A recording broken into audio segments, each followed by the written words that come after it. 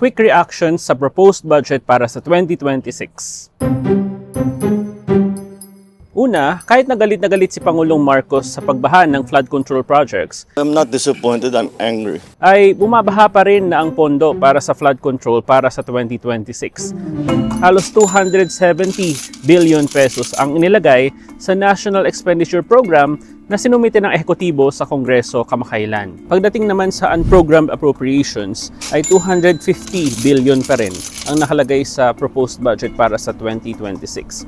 At para tayong walang natutunan mula sa experiences natin mula sa mga nakaraang budget.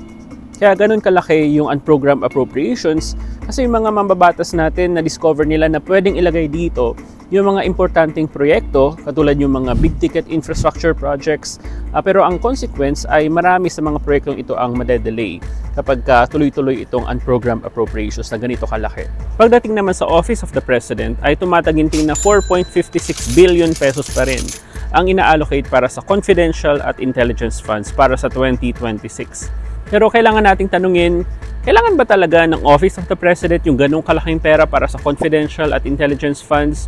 At nagagamit ba ng wasto ang pera na yun since the start of the Marcos administration? Kasi hindi nagbago yung mga amounts na to for the past 3 budgets. So kailangan siyasatin natin.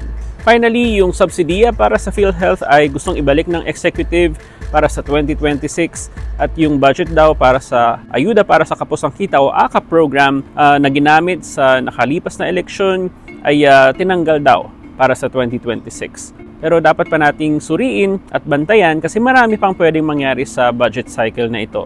At dapat nating siguruhin na wala na or minimize na yung mga insertions pagdating ng bicameral conference committee meeting sa katapusan ng taon na ito.